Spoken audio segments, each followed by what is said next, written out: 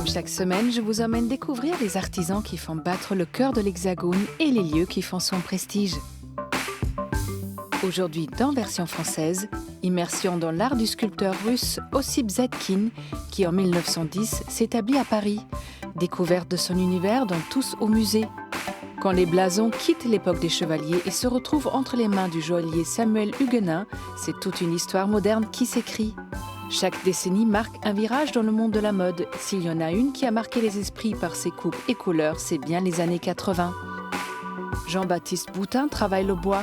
Que ce soit dans des mouvements délicats ou des gestes plus affirmés, il nous raconte toujours de jolies histoires. Et avant de rencontrer le bijoutier joaillier Samuel Huguenin, je vous propose tout de suite le point de vue.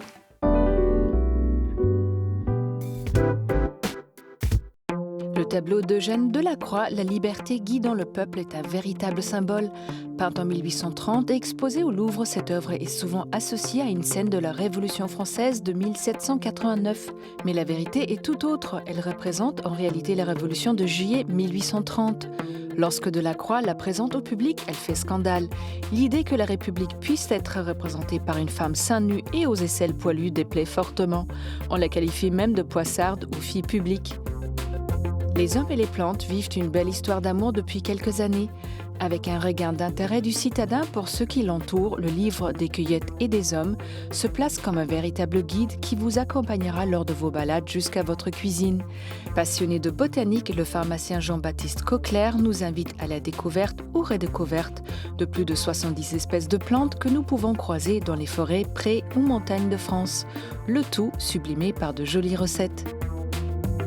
Si le formica est inventé aux États-Unis au milieu du XXe siècle, c'est en France qu'il va être exploité et développé dans la région de l'Aude, créant ainsi un véritable phénomène de mode dans les intérieurs des Français.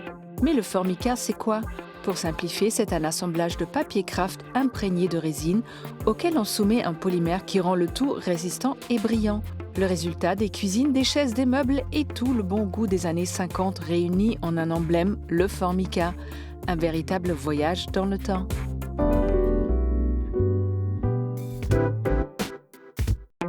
Au cœur du 6e arrondissement de Paris se trouve le musée Zadkine, un lieu dédié aux œuvres de l'artiste russe du même nom, voyage au fil de ses inspirations.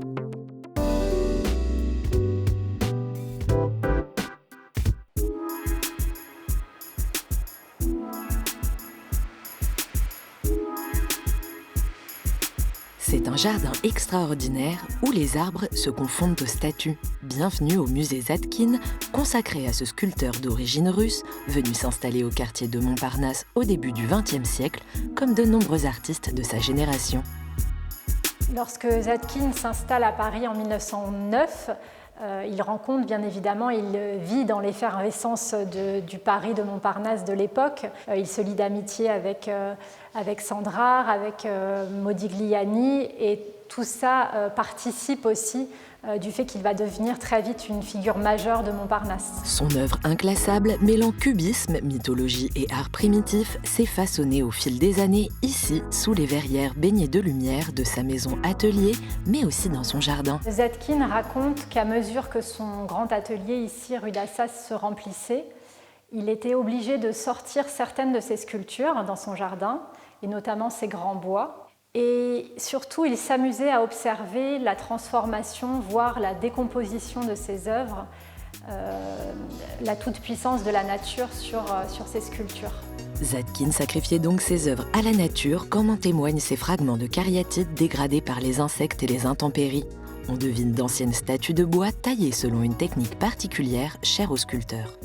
Ossip Zadkine, bien que ça ne soit pas une pratique exclusive, va pratiquer la taille directe tout au long de sa vie, notamment dans le bois et la pierre. Et il est très attentif à la nature intrinsèque des matériaux et il cherche à faire surgir la forme du bloc initial. Comme cette monumentale sculpture de Prométhée apportant le feu aux hommes et taillée dans cet immense bois d'orme. La taille directe, à la différence du modelage, est une technique qui ne laisse pas le droit à l'erreur puisqu'on ne peut pas revenir en arrière. Et ce qui est très intéressant aussi, c'est qu'on s'aperçoit, on peut vraiment ressentir le travail de la taille avec ces outils qui sont présentés aussi dans l'atelier. et qui laisse de manière apparente tous ces coups successifs sculptés dans cette figure. Même chose pour Rebecca, dite la porteuse d'eau, qui ne passe pas inaperçue dans le musée. Haute de 3 mètres, Ossip Zadkine l'a taillée cette fois directement dans un gigantesque bloc de plâtre. Cette figure, tout en disproportion et en étirement, montre son engagement vers quelque chose de très éloigné des conventions académiques de l'époque. Inspirée des arts primitifs africains, cette porteuse d'eau au bras levé a longtemps obsédé le sculpteur. Qu'elle soit en plâtre, en bois ou en bronze, on la retrouve un peu partout dans le musée et en compagnie de tout un bestiaire animalier aux postures tout aussi saisissantes. Ce sont des figures qui, pour certaines, font penser à des chants lointains, comme le chien chinois qui nous fait voyager en Asie. Ce chien couché aussi qui est assez singulier pour l'époque. C'est une forme assez inhabituelle pour 1922. Une autre œuvre phare du parcours est cette tête de femme, magnifique, aux yeux incrustés de marbre gris, qui a longtemps appartenu à la décoratrice Eileen Gray, qui l'avait disposée sur une cheminée dans son appartement. Et ce qui est remarquable, c'est l'usage que fait Zadkine de cette sculpture qui est taillée dans un bloc de calcaire et qu'il vient rehausser de touches de peinture et son usage des moyens graphiques en fait à la lisière de son travail de dessinateur. Et oui, l'œuvre de Zadkine ne se cantonne pas à la sculpture. Tout au long de sa carrière, l'artiste russe a exploré de nombreuses matières et influences, mais aussi différents moyens d'expression. Il a produit une quantité incroyable de dessins et de gravures. Et cette œuvre qui s'intitule Le sculpteur est comme un véritable autoportrait et surtout elle révèle la richesse de son travail protéiforme, que ce soit la gravure, la peinture sur verre et cet assemblage d'une tête sculptée toujours en taille directe dans la pierre. C'est vraiment une œuvre qui est assez incroyable et qui dit beaucoup de la variété de son travail. Un génie créatif aux multiples facettes qu'il ne tient qu'à vous de venir contempler dans les rayons du soleil.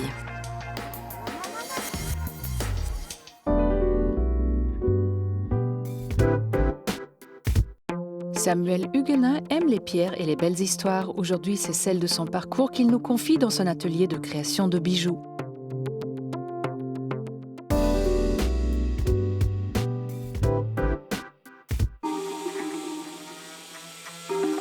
La pierre, c'est vraiment très particulier. C'est vraiment la découverte à chaque fois d'un monde. Moi qui suis très rêveur, j'adore travailler les pierres parce qu'à chaque fois, on tombe soit dans un paysage, on s'imagine plein de choses.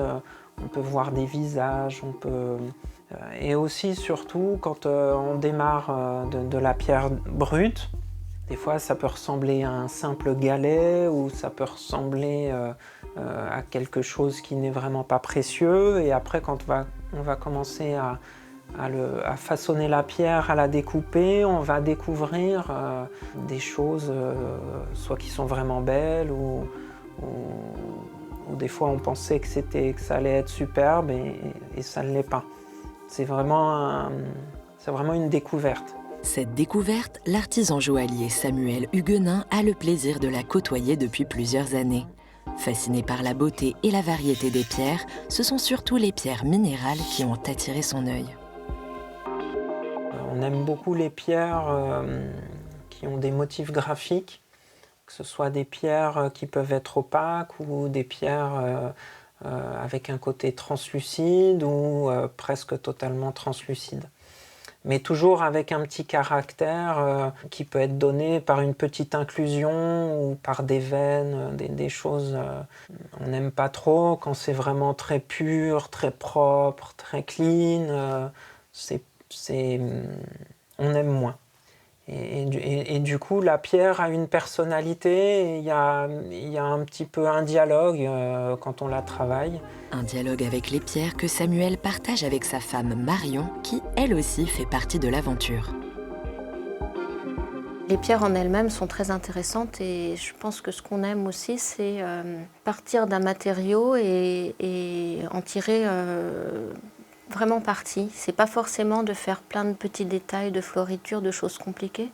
C'est plutôt vraiment d'arriver à à la juste mesure pour le matériau, en fait, à quelque chose d'à la fois pur, mais d'assez complexe et de juste. Après plusieurs années passées dans de grands noms de la joaillerie, Marion rejoint Samuel. Main dans la main, ils élaborent les collections et Marion développe les fichiers 3D qui leur permettent un dialogue plus direct avec leurs artisans fondeurs. Si Samuel apprivoise les pierres, il travaille aussi le métal pour créer une harmonie entre ces deux matériaux qui ont des contraintes bien distinctes. Le métal, ça se modèle plus, il y a une souplesse. Si on s'est un petit peu loupé, on peut rajouter du métal, tandis que la pierre, si elle casse, si on a trop façonné la pierre, on l'a trop diminuée, c'est fichu. Donc sur la pierre, c'est vraiment délicat. Il faut avoir un feeling, ressentir la pierre, savoir si elle est fragile quand on la travaille. Alors des fois on se trompe et puis elle casse et là il faut refaire. Refaire, Samuel n'en a pas peur. Issu d'une formation classique, il aime s'éloigner des codes et se forme seul à de nouvelles techniques. D'habitude, normalement c'est un sertisseur justement qui sertit la pierre. Et moi j'aime bien aussi me mêler de ce qui ne me regarde pas des fois et apprendre d'autres techniques, d'autres métiers. Un goût pour la liberté et l'indépendance prononcée, mais qui reste dicté par ses trouvailles minérales aux couleurs et aux formes plus fascinantes les unes que les autres.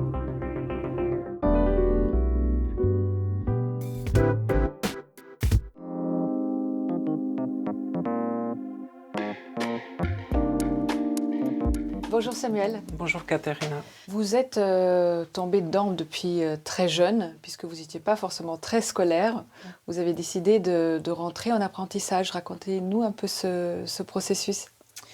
Alors je suis tombé en fait amoureux des outils lorsque j'ai fait une visite d'école.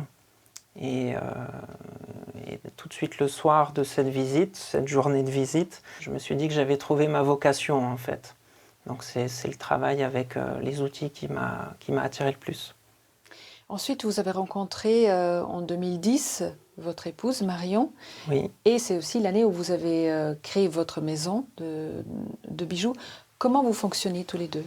Alors Marion, elle a un bagage de créatrice. Elle a travaillé dans le bijou fantaisie. Elle faisait des bijoux en perles, en chêne. Elle a travaillé avec des grandes maisons. Donc elle vient avec ce bagage de créatrice et un petit peu ce regard extérieur par rapport à la joaillerie. Donc moi je suis un produit plus issu de la joaillerie et du coup c'est deux visions qui s'ajoutent ensemble pour faire des créations qui ont leur particularité, je pense. Alors, vous n'êtes pas lapidaire, mais vous avez dû apprendre les pierres, apprendre à les connaître. Et ça ouvre un champ de possibles encore infini. C'est justement, je me sentais un petit peu coincée avec le travail du métal au bout d'une dizaine d'années. Et je voulais ouvrir justement ce champ sur la création et découvrir l'univers des pierres et le travail des pierres. Quand on parle de pierre, on parle forcément de couleur et de lumière. Oui, c'est vraiment ça qui nous a attirés à travailler la pierre, découvrir ce monde de couleurs et jouer avec des associations, des contrastes. Et en général, c'est Marion qui est très bonne coloriste. Alors quand ce ne sont pas des diamants qu'on achète à des endroits très précis, comme la Bourse de Diamants à Anvers ou ailleurs, quand ce sont des minéraux, des pierres, où est-ce que vous les trouvez, où est-ce que vous les chinez? Alors c'est un petit peu une recherche, on regarde un petit peu sur Internet, on va sur les foires de minéraux, on se renseigne un petit peu entre contacts, des choses comme ça. C'est un monde un petit peu caché où justement on garde ses contacts et on essaye de garder ses sources et d'aller aussi au plus près des mines. pour trouver les plus beaux spécimens. Est-ce que le bijou responsable, ça existe ? Oui, bien sûr. Alors déjà par rapport au métal, il faut savoir que l'or en général, l'or est tout le temps recyclé. C'est la matière la plus recyclée. Donc ça veut dire qu'on a un stock d'or sur lequel on travaille et qui se transforme sans arrêt, qui est circulaire en quelque sorte. En tout cas, qu'on refait circuler. Donc après, toutes nos limailles, nos petits morceaux, on les ramène chez notre fournisseur qui nous redonne du métal retraité. Dans votre ligne de bijoux, il y a le blason qui revient tout le temps, qui était une marque de maison chez vous. Quelle est son histoire ? Le début de cette histoire, en fait, c'était de retravailler la chevalière, qui est un bijou, je pense qu'il y a eu ses heures de gloire et maintenant c'est un petit peu dépassé peut-être. Et donc on voulait revisiter un peu la chevalière avec une forme... pas qui nous appartenait, parce que le blason, ça existe déjà, et ça a aussi toute une histoire autour de la héraldique. On voulait faire un mélange de passé et de remettre un peu au goût du jour, et relancer une forme qui restera aussi d'une certaine façon intemporelle. Merci beaucoup Samuel. Merci Katharina.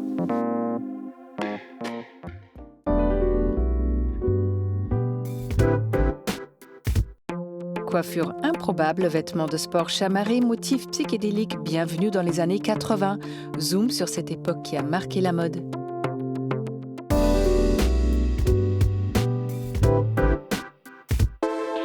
C'est la décennie des épaules, des volants et des couleurs explosives. On parle bien sûr des années 80. Elles sont marquées par le maximalisme avec des coupes de cheveux laquées, des volumes XXL et une pop culture sans complexe portée par Madonna. On en garde en mémoire la mode sculpturale d'Azzedine Alaïa, comme ici en 88. L'allure est dramatique et la posture grandiose.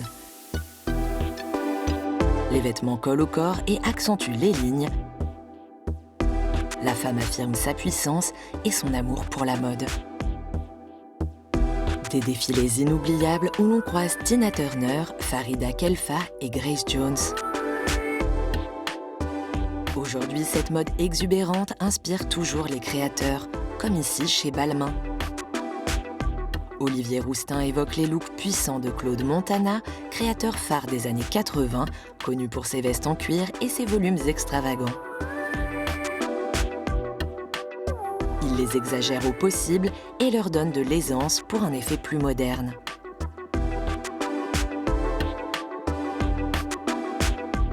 Les années 80, c'est aussi la working girl du film de Mike Nichols et les costumes à la Miami Vice. Tout est dans la ligne d'épaule, le plus large, le mieux. Comme quand Jean-Paul Goude photographie Grace Jones.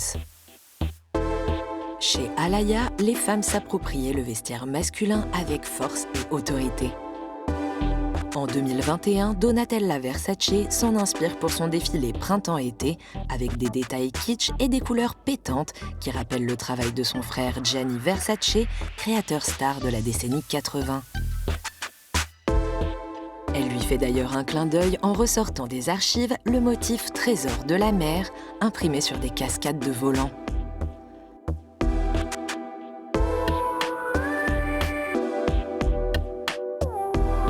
Théâtrale à laquelle Christopher John Rogers rend également hommage.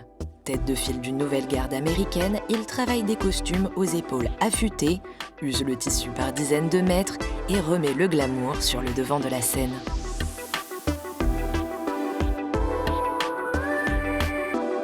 Car les années 80, c'est aussi la série Dynasty et sa star Joan Collins. On retrouve ses drapés et ses manches bouffantes chez Christian Siriano, jeune favori des tapis rouges. Sa mode est maximaliste, haute en couleurs et totalement décomplexée. Tout comme celle d'Isabelle Marant qui résume à elle seule les années 80, une mode festive et énergique qui ne s'interdit rien. Cet esprit-là est bien vivant et n'est pas prêt de s'éteindre.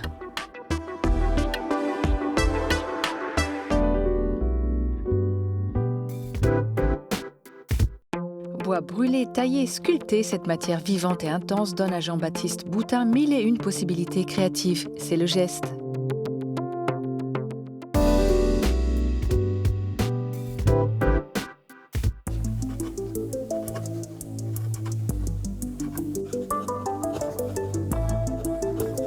Ce que j'ai découvert en voyage, c'est que les gens, quand ils avaient besoin de quelque chose, ils apprenaient à le faire et ils le faisaient. Et donc du coup, je me suis dit, ok, je vais faire pareil. Je vais apprendre à faire quelque chose et puis je vais le faire.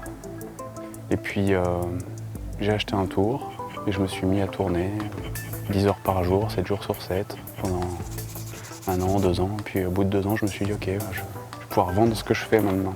Et puis j'ai commencé à vendre ce que je faisais en tournage et puis au fur et à mesure, je me suis rendu compte que j'aimais bien sculpter aussi mes pièces. Et au fur et à mesure, j'ai de moins en moins tourné et de plus en plus sculpté. C'est après un tour du monde que Jean-Baptiste Boutin quitte la direction artistique pour laisser s'exprimer sa créativité et se consacrer au travail du bois. Authentique et brute, cette matière s'est rapidement imposée à lui. Le bois, c'est un matériau qui rend la façon dont on le traite. Si on le traite bien, il est surprenant, il fait une grosse partie du travail, le bois. Il aiguille beaucoup, on ne peut pas faire n'importe quoi avec le bois, on ne peut pas le couper dans n'importe quel sens. C'est une matière vraie, elle vit sans nous. J'avais envie de dire, elle ajoute quelque chose à notre création, pour de vrai c'est l'inverse. En fait, on ajoute quelque chose au bois, et puis à deux, en fait, on fait quelque chose. Une matière que l'on dit vivante et qui a ses propres contraintes que Jean-Baptiste a apprivoisées pour en faire une force. Le séchage du bois, qui est un travail long et un peu fastidieux, pour de vrai. Si on veut que les pièces soient stabilisées, il faut faire attention à ce qu'on fait. Mais plus ça va, plus je me détache de ça en me disant qu'il faut accepter une certaine part d'incertitude dans ce travail-là, qui est la façon dont il va se déformer. Donc on ne peut pas complètement maîtriser ça. Pour chaque nouvelle pièce, Jean-Baptiste commence toujours par un temps de réflexion et d'introspection où il griffonne des formes qui respectent le tronc ou le morceau de bois qui fera sa pièce. Alors moi je dessine directement sur du bois, sur ma table, avec mon petit crayon et ma petite gomme, voilà. En prenant mon café ou bien en prenant le soleil à l'extérieur, entouré d'arbres et de verdure, et puis du chant des oiseaux. C'est une espèce de petite poésie, après qui transparaît peut-être un peu dans mes pièces. Ouais. Une fois satisfait de sa forme, l'artiste dégrossit petit à petit son morceau de bois à la tronçonneuse. Puis dans sa cabane au fond du jardin, il s'est aménagé une bulle créatrice où il donne vie à ses idées et ses interrogations. Entouré de ses outils, il façonne une silhouette, un mouvement. Autodidacte, Jean-Baptiste a appris les gestes par lui-même au fil des années et des erreurs. La création, c'est un certain nombre d'échecs, en fait. C'est-à-dire qu'il faut beaucoup se tromper avant d'arriver à sortir quelque chose. Aujourd'hui, il laisse sereinement ses mains et la matière le guider. Parfois, il maltraite le bois au chalumeau pour lui donner un aspect et une texture différentes. Parfois, il le ponce, mais il laisse toujours la particularité du bois qu'il travaille s'exprimer. Ce qu'il affectionne le plus, les bois moches. Ce qu'on appelle les bois moches, c'est des bois qui ont des défauts. Et les bois qui ont des défauts, ils nous renvoient à notre propre vie. Le trop lisse fait trop plastique. La perfection, dans ce sens-là, elle est froide et inintéressante. Donc ce qui est intéressant, c'est d'avoir des fissures, d'avoir des nœuds, d'avoir des bois complexes. Et si Jean-Baptiste crée des formes, des histoires ou des silhouettes, le fond est tout aussi important que la forme. Je veux donner du grain à moudre, parce que je pense que c'est un des rôles de l'art, que de poser des questions, et c'est ce que j'essaie de faire avec cette série-là, de poser des questions. Pour chacune des pièces, j'essaie de ne pas apporter de réponse, justement. Que ce soit pour des commandes de particuliers, de galeries, ou comme pour sa dernière collection intitulée Xylosophie, il questionne et donne de la matière à penser à quiconque pose un regard contemplatif sur ses œuvres.